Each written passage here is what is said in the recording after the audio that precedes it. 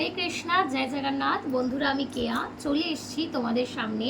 সামনের মাস সেপ্টেম্বর মাসটা ঠিক কীরকম যাবে ওভারঅল মাসের একটা ছোট্ট গাইডেন্স নিয়ে।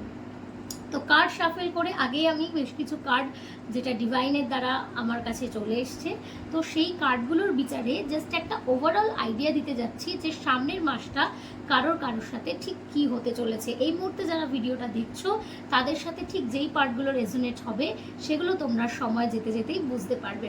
তো সেপ্টেম্বর মাসের প্রথমেই যেটা সব থেকে খুব মানে দারুণ একটা মেসেজ এসছে যে অনেকের যে আর্থিক ফিনান্সিয়াল যে ক্রাইসিসটা চলছিল সেখান থেকে তোমরা একটু আশার আলো দেখতে পাবে নেক্সট মান্থে। তাই চিন্তার একটু অবসানই হবে প্রায়। যে চিন্তাটা ফিন্যান্স নিয়ে তোমরা করছো অনেক দিন থেকে, কোনো সঠিক উপায় আসছিল না, সেটা তোমার কাটতে চলেছে। বাট এই মাসটা কিন্তু পুরোপুরি স্পিরিচুয়াল গাইডেন্স এসছে। মানে এই মাসটাতে তোমাকে একটু ভগবানের প্রতি মানে নিজেকে সময় দিতে হবে। কারণ এরকম করলে হবে না যে সব কিছুই আমি পেয়ে যাব, সব কিছুই হয়ে যাবে।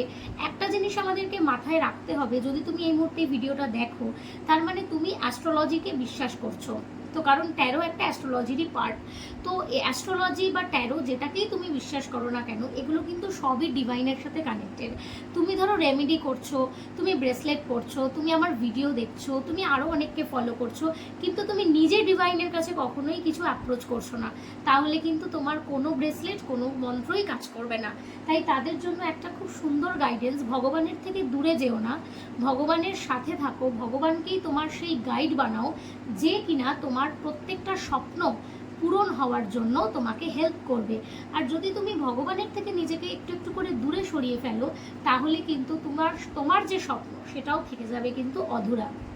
আরেকটা খুব ভালো মেসেজ এসছে যে যদি কেউ অনেক দিন থেকে অসুস্থ থেকে থাকে, পারিবারিক অসুস্থ বা কোনো ঝগড়ার কারণে কেউ মানে এখন অসুস্থ আছেন, মানসিক এনজাইটি থেকে সে এখন বেডে রয়েছেন, তো এরকম কোনো এনজাইটি থেকে সে কাটিয়ে উঠবে, তার লাইফে পজিটিভিটি আসবে। আর যদি অনেক দিন থেকে দীর্ঘ কোনো অসুস্থতা থাকে সেটাও কিন্তু একটু একটু করে রিকভারির দিকে যাবে।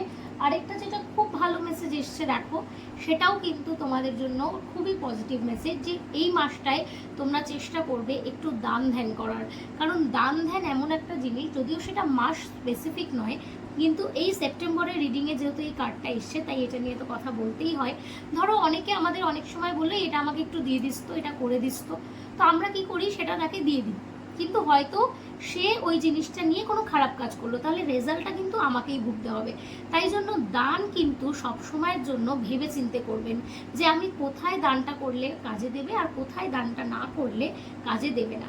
তো এই জিনিসটা তোমাদের খেয়াল রাখতে হবে। আর সব থেকে শেষে যে কার্ডটা এসছে যেটাকে একেবারেই অ্যাভয়েড করা যায় না, সেটা হচ্ছে স্ট্রেংথের কার্ড। মানে সিচুয়েশন প্রতিকূল হলেও তোমাকে তোমার মনের জোরটা ধরে রাখতে হবে, তাহলেই কিন্তু তুমি তোমার যে স্বপ্নটাকে সেটা পূরণ করা অবধি যেতে পারবে। এবং তার সাথে তোমাকে ডিভাইনের ব্লেসিংস রাখতে হবে, ভগবানের ওপর আস্থা রেখে নিজের কর্মের ওপর বিশ্বাস রেখে এগিয়ে যেতে হবে, সাফল্য আসবেই। কারণ এই মাসটা ভীষণভাবে স্পিরিচুয়ালিটির মাস।